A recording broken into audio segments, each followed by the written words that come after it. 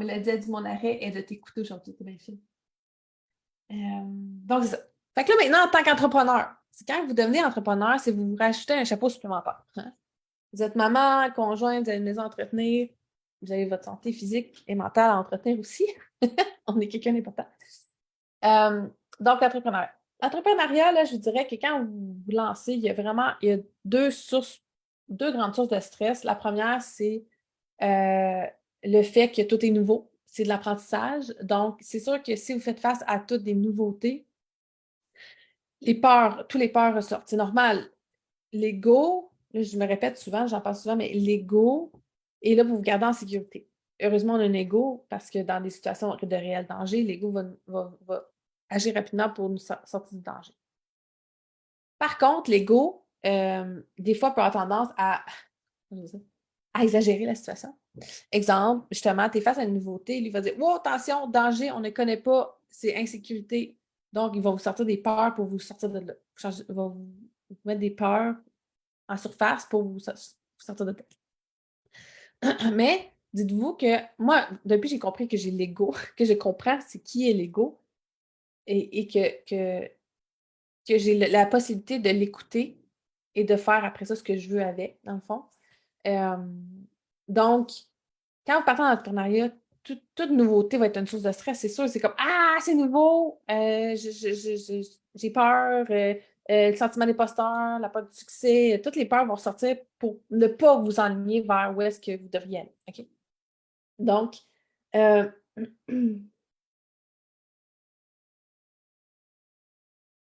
exactement, c'est ça. La pression, c'est vraiment interne. Donc, euh, essayez de trouver une façon de rassurer votre ego. Moi, la façon que j'ai réussi de rassurer mon ego face à l'inconnu. OK? Moi, avant le discours, là, je vous dis, là, vous pouvez demander à mes amis, ma famille, je disais tout le temps, ah, moi, j'ai vraiment peur de l'inconnu. Je détestais déménager, je détestais commencer un nouvel job, j'aimais mieux rester dans mon connu parce que j'avais peur de l'inconnu. Je disais ça, là, puis je me disais, wow, puis je disais aux autres, ah, moi, j'ai peur de l'inconnu, j'ai peur de l'inconnu. Je ne peux pas croire que je dis ça avant. Puis maintenant, quand j'ai réalisé que c'est drôle, j'ai peur de l'inconnu, mais une de mes valeurs principales, c'est l'évolution. J'ai fait comme, c'est comme contradictoire. Je veux dire, l'évolution, c'est d'évoluer toujours vers du nouveau. Je veux dire, t'évolues pourquoi? Parce que tu apprends du nouveau. Fait que c'était comme pas cohérent mon affaire. Fait que déjà, j'ai fait un premier comme réalisation, genre, OK, ça marche pas. Fait que ça m'aide à quand je fais face à du nouveau, de me mettre, au lieu de ah, j'ai peur du nouveau, de me mettre dans la phase genre oh yeah, je vais évoluer. Tu sais, je me mets dans ce mood-là de yes, tu sais, une de mes plus grandes valeurs, c'est d'évoluer. Et là, je vais évoluer grâce à ça. Fait que c'est sûr que ça m'aide à foncer. Puis l'autre chose aussi que je me dis souvent, puis je dis même à des filles, des fois en coaching, quoi, ça, c'est, tu sais, anticiper, là. Faut arrêter d'anticiper. OK? Il faut vraiment, vraiment, vraiment, vraiment arrêter d'anticiper parce que anticiper, c'est pas réel. Ben oui, c'est sûr qu'il y a des barèmes, un minimum d'anticipation que je comprends, là, mais il ne faut pas trouver à tomber dans l'anticipation démesurée, tu sais, de regarder toutes les sphères imaginables, parce que anticiper, c'est pas la réalité. C'est un futur peut-être. C'est de réfléchir à ce qui pourrait arriver selon toi, qui tu es, tes patterns à toi, tes expériences à toi. Donc, ça n'a rien à voir avec ce qui est réellement peut arriver. Tu comprends? Fait que moi, je me dis tout le temps, Val, arrête d'anticiper des obstacles, des enjeux, parce que tu sais que rendu au moment où est-ce que tu as un enjeu, tu gères ça tout le temps comme une championne. C'est ça, je me dis, là, tu deals avec ça comme une championne. Rendu là, tu sais que tu fais face à ça et tu trouves ta solution. Fait que je dis tout le temps, arrêtez d'anticiper les enjeux. Quand l'enjeu va arriver, tu es assez intelligente pour trouver la solution ou trouver quelqu'un qui va t'aider à trouver la solution. Tu sais, fait que sécurisez votre ego face à ça. Que, regarde, non, pas besoin d'avoir peur. Genre, il n'est pas là l'enjeu. Puis quand il va être là, ben, je suis pas une deux de pique, là. Je suis assez intelligente pour analyser ça, puis aller demander de l'aide à des gens si je ne suis pas capable de l'analyser ou trouver quelqu'un, justement, qui va m'aider Il y a toujours une solution, là. Tu sais, toi, tu l'as peut-être pas la situation parce qu'on n'est pas des superwomen, puis on n'a pas tout le savoir. On a un minimum du savoir qu'on pourrait avoir. Mais en plus, on est tellement outillés aujourd'hui pour aller chercher de l'information, là. Croyez-moi. T'sais. Fait que ça, de un, va vraiment vous aider. Là, Lisa est en feu. Attends. Euh...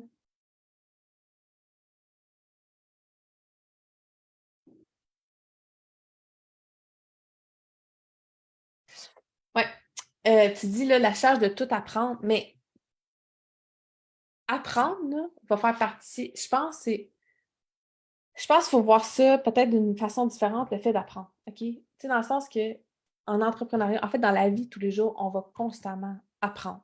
Ça fait partie du processus. Là, la différence, c'est c'est parce que là, tu mets tout dans le même panier, genre, il faut que j'apprenne tout ça. L'apprentissage, c'est constant. Ça fait partie du développement, ça fait partie de l'avancement, de l'évolution. On apprend en tant qu'humain dans tout. Tu sais, avec nos enfants, c'est la même chose. On apprend constamment. En couple, on apprend constamment. En entrepreneur, c'est la même chose. On apprend constamment. Fait que c'est de voir ça, pas genre, faut tout apprendre pour arriver au point X. Non, faut le voir comme un processus constant d'apprentissage, finalement. Tu sais. Puis, tu peux pas apprendre un million de choses en même temps. On n'est pas un robot qu'on remplit la base de données puis c'est fini, tu comprends? Il faut l'apprendre, il faut tester, mais il faut prendre plaisir à ça. Tu sais, moi, je coach des filles en entrepreneuriat et moi, je continue à me coacher parce que je veux apprendre davantage des choses. Mais il faut le voir de façon vraiment comme bénéfique, que tout apprendre ces choses-là augmente mon bagage, va me faciliter la vie au fil du temps. Mais il ne faut pas le voir comme une obligation d'apprendre. Vis le processus, fais tes journées, puis parmi ça, tu vas apprendre. Tu sais, je pense que de le voir pas comme une obligation euh, d'apprendre. Tu sais, moi, je le vois un peu un autre exemple ressemble un peu à ça, là, je te dirais, c'est moi, c'était le côté, pas apprendre, mais le côté optimisation. J'étais rendue à un mode que je devais optimiser. Tout devait être parfait. Tout devait être optimal. C'était vraiment là, perfectionniste et tout ça. Ça m'a amené à mon épuisement parce que je devais tout le temps optimiser. Je devais. J'étais dans le je dois. OK? Ça m'a amené à mon épuisement là, en 2012. Puis la journée que j'ai compris, que j'ai fait le switch, je me dis, moi, optimiser, c'est une de mes valeurs parce que je tripe faire ça. J'aime faire ça. J'aime optimiser. Tu comprends? Donc, j'ai compris que maintenant, je ne le fais pas parce que je dois le faire.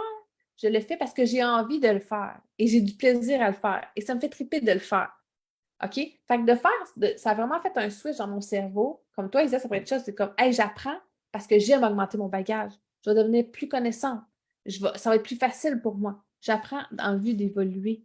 J'apprends au rythme que j'apprends et c'est tout. Tu comprends? Mais moi, c'est la même chose.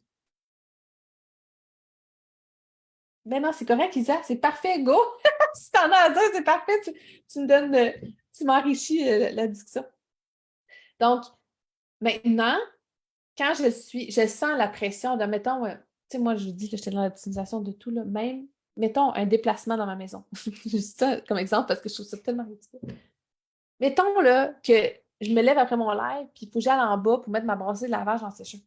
Mais là, je vais scanner ma maison, là, puis je vais faire comme, hey, y a-tu quelque chose? Y a-tu autre chose à faire en bas? En même temps, je me déplace là. Est-ce que j'ai du linge à emmener en bas? Est-ce que j'ai du lavage à emmener en bas? Est-ce que j'ai des jouets à descendre dans la salle de jeu? Je vais tout scanner ça pour rendre mon déplacement optimal. OK?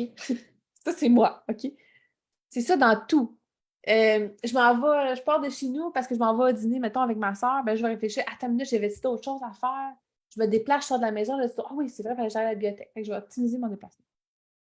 Mais maintenant, je le fais, le scan d'optimisation se fait tout seul, c'est plus fort que moi, mais je prends la décision en tenant en compte, est-ce que j'ai envie d'optimiser mon déplacement? Oui? Ah, cool. Ah oui, j'ai envie, ça va être le fun, ça va être fait, puis j'ai du temps, puis OK, ça ne m'amène pas de stress. Ou versus, oh là, je suis en mode de, je dois optimiser mon déplacement parce que là, je suis dans le jus, je suis dans le pipette, j'ai de la boue dans le pipette, puis là, j'y arriverai pas, fait que là, il faut que j'optimise mon déplacement. Puis là, tu vois, je viens de vous en parler, là, puis je vous jure, là, la boule, elle monte, là, dans l'estomac. Tu comprends? Fait que maintenant, je peux me permettre de me dire, non, j'ai pas envie. Fait que, fuck la bibliothèque, j'irai un autre jour. Tu comprends? Fait que d'être à l'écoute, là, quand je vous dis, là, donnez-vous ce droit-là de vous donner de l'espace. Attends, je m'inspire Lisa de ce qu'elle dit là. L'autre chose qui est vraiment un autre stress que je vais vous parler au début, c'était le stress financier. c'est sûr qu'en tant qu'entrepreneur, là, toute la charge est sur nos épaules. Tu sais, que si on ne fait pas des bonnes actions, l'argent ne rentre pas. C'est sûr. Fait que ça me mène vraiment, ça me met une pression sur les épaules.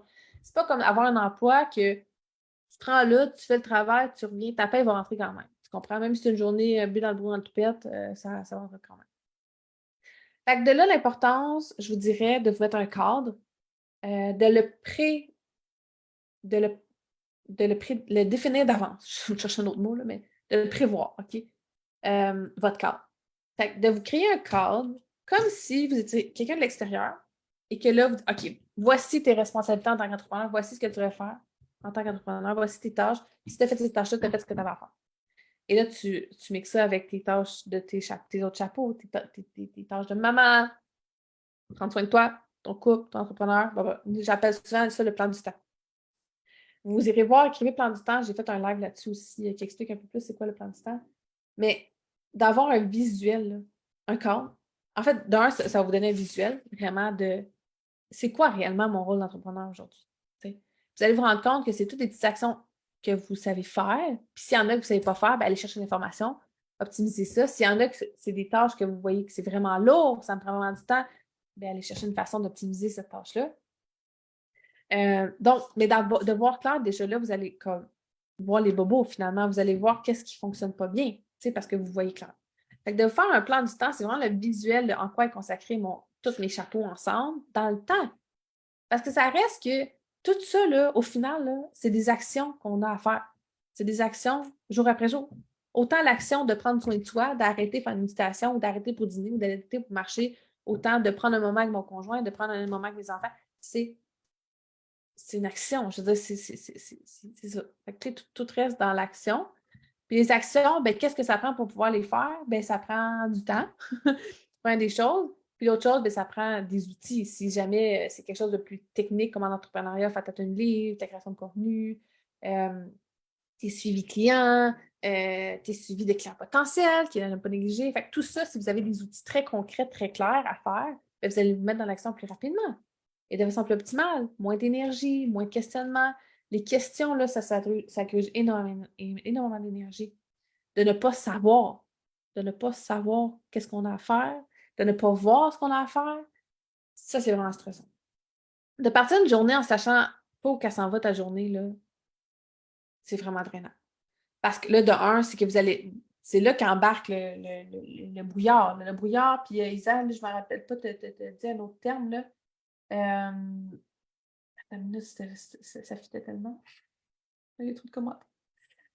Mais tout ça, tout ça. Tout ce qui se passe, puis là, vous allez avoir des idées. La passion, justement, Isa, la passion, là, puis le sentiment d'urgence.